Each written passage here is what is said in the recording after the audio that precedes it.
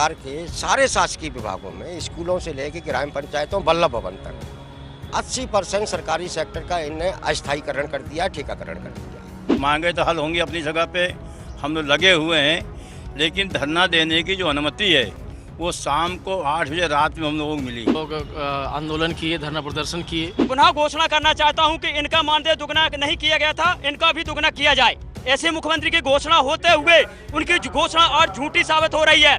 2023 में वादे करे थे, उस वादे को इम्प्लीमेंट करने हेतु आपने जो वादे करे थे उनको आप लिखित में आदेश दे दो, हम लोग यहाँ से चले जाएंगे। महसूस कर्मचारी अपनी मांगों को लेकर कामगार क्रांति आंदोलन कर रहे हैं और जिस तरीके से राजधानी भोपाल में प्रदेश से तमाम सारे जो कर्मचारी हैं वो पहुंचे हुए हैं, बड़ा प्रदर्शन जो है यहाँ पर आयोजित किया गया है।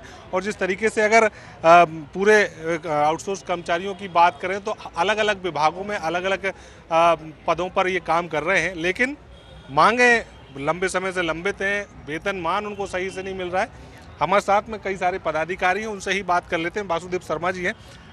शर्मा जी, किस तरीके से देखें पूरे प्रदर्शन को, आखिर क्या मांगे हैं आपकी और इतना जोरदार प्रदर्शन? के सारे शासकीय विभागों में, स्कूलों से लेकर ग्राम पंचायतों, बल्लभ भवन तक 80% सरकारी सेक्टर का इन्हें अस्थायीकरण कर दिया, ठेकाकरण कर दिया।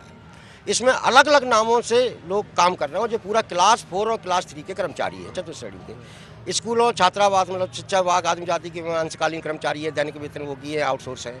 ग्राम पंचायतों में भृत्य हैं, चौकीदार हैं, पंप ऑपरेटर हैं, सफाई कर्मी हैं, कंप्यूटर ऑपरेटर हैं, हमारे वाहन चालक हैं। ये जो 20 साल से क्लास 4 और क्लास 3 की नौकरी नहीं मिली है और ये काम 2000, 3000, 4000 रुपये में करवा रहे हैं। पंचायतों में 2500 रुपये देते हैं, 2000 देते हैं। अंशकालीन कर्मचारियों को अभी 4000, 5000 मिलता है। पिछले 10-12 साल से उनको 1 रुपये की बढ़ोतरी नहीं हुई है।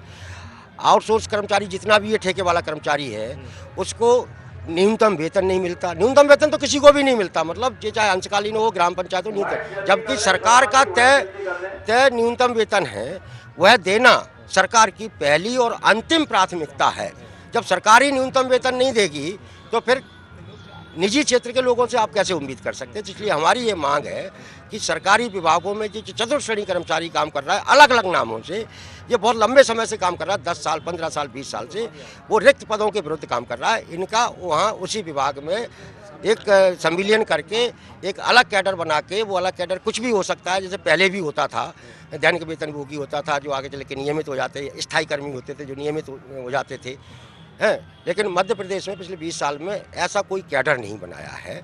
तो इनके भविष्य को सुरक्षित करने के लिए आज सबसे ज़रूरी है कि इनको नियमित किया जाए, इन्हें सम्मानजनक वेतन दिया जाए। इसी के लिए हम लोग यहाँ इकट्ठे हुए और सरकार तक अपनी बात आप लोगों के सहयोग से पहुँचा रहे हैं। पुलिस ने हमारे साथ ठीक नहीं किया, सब जगह हमारे लोगों को जिलों में रोका है, स्टेशनों पर रोका है, सब जगह रोका है।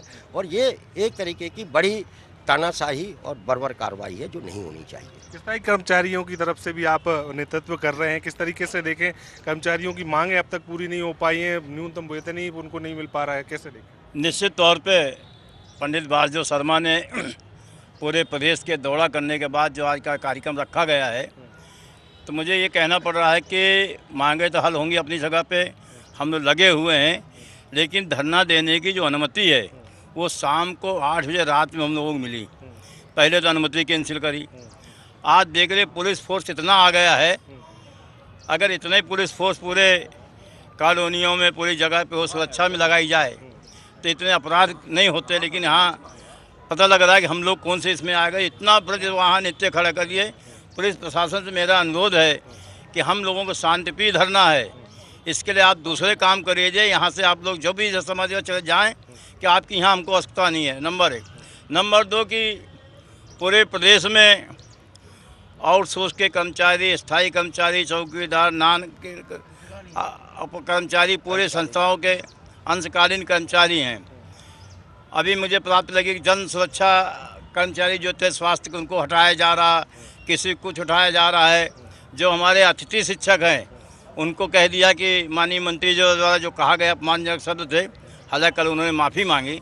तो मैं मंत्रियों को कहना कि हमारे कर्मचारियों के संबंध में कोई भी वक्तव्य देने के पहले 10 बार सोचे। हम अपमान सहने के लिए यहाँ नहीं आए हैं। आउटसोर्स के कर्मचारी अगर वासुदेव शर्मा के नेतृत्व में हम लोग आंदोलन कर रहे हैं, निगम मंडल के लोग यहाँ शामिल हैं, हमारी समस्या का निराकरण माननीय मुख्यमंत्री जी को करना पड़ेगा। इन कर्मचारियों की जो मांग वाजिब है, हम 21,000 रुपये मांग रहे हैं और ये दावा करता हूँ जितने आउटसोर्स के अंशकालीन सब लोग हैं, जो नियमित कर्मचारी उनसे 3 गुना काम ज़्यादा करते हैं।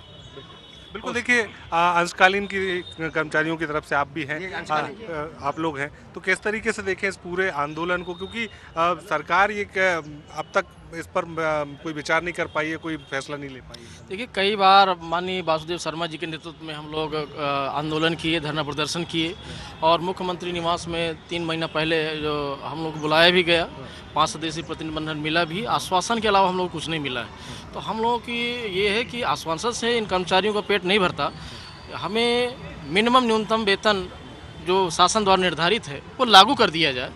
इसी मांग को लेकर हम लोग यहाँ पर इकट्ठा हुए हैं। बिल्कुल, आगे की क्या रणनीति रहने वाली है? अब तो ये मान लीजिए आप लोग अपनी मांग रख रहे हैं, सरकार नहीं मानती है तो? सर, मैं कहना ये चाहता हूँ कि माननीय मुख्यमंत्री महोदय ने चुनाव काल के दौरान अतिथि शिक्षकों का आशा ऊषा आंगनवाड़ी सबका मानदेय दुगना करने की घोषणा की थी। ठीक उसी समय अंशकालीन कर्मचारियों को वेतन दुगने करने की घोषणा माननीय शिवराज सिंह चौहान द्वारा डिंडोरी में की गई कि जो अंशकालीन कर्मचारी छूट गए थे, मैं पुनः उस बात को दोहराता हूं, मुख्यमंत्री जी के शब्द हैं कि जो अंशकालीन कर्मचारी छूट गए थे, जो मेरी घोषणा में छूट गए थे, मैं इस भूमि से पुनः घोषणा करना चाहता हूं कि इनका मानदेय दुगना नहीं किया गया था, इनका भी दुगना किया जाए। ऐसे मुख्यमंत्री की घोषणा होते हुए उनकी घोषणा और झूठी साबित हो रही है। सारे कर्मचारियों का मानदेय दुगना किया गया, लेकिन अंशकालीन कर्मचारियों का मानदेय आज भी दुगना नहीं हुआ है। और सरकार पर वादा खिलाफी का आरोप आप लोग लगा रहे हैं, आगे की क्या रणनीति रहने वाली है? अगर इस आंदोलन से भी आपकी मांग पूरी नहीं होती है तो फिर आगे किस तरीके की रणनीति? देखिए सर, लगातार जिस तरीके से मध्य प्रदेश में लगातार नौकरियों में अस्थाई एक बड़ी समस्या है। जो लोग ऑफिस में काम कर रहे हैं उनको बिना कारण बताए और नौकरी से क्या रणनीति रहेगी आगे? रणनीति ये है सर कि हम लोग नीलम पार्क यहाँ पर जहांगीराबाद में बैठे हैं। सरकार से ये मांग है कि आपने जो चुनावी 2023 में वादे करे थे, उस वादे को इम्प्लीमेंट करने हेतु आपने जो वादे करे थे उनको आप लिखित में आदेश दे दो, हम लोग यहाँ से चले जाएंगे। लेकिन सरकार बिल्कुल गूंगी बहरी है और ये इनकी मानवीय संवेदना बिल्कुल खत्म हो चुकी है। आप देख सकते हैं राजधानी भोपाल के सामने, लीड ऑफिस के सामने जिस तरीके से शासन और प्रशासन को तैनात कर ये 2-2 2,500 रुपए में जो लोग काम कर रहे हैं, उनकी इतनी हैसियत नहीं है कि वो सरकार से लड़ाई लड़ पाए। लेकिन इतने भारी संख्या में पुलिस आगे कोई आंदोलन इस तरीके से आगे ये है सर कि हम लोग भोपाल के नीलम पार्क में यहाँ पर बैठकर मुख्यमंत्री जी से और माननीय जो मंत्री जी हैं उनसे अपनी मांग पूरी कर हम जब तक यहाँ बैठे रहेंगे, जब तक हमारी मांग को इम्प्लीमेंट न कर हमें शासन से द्वारा हमें लिखित में आदेश नहीं जारी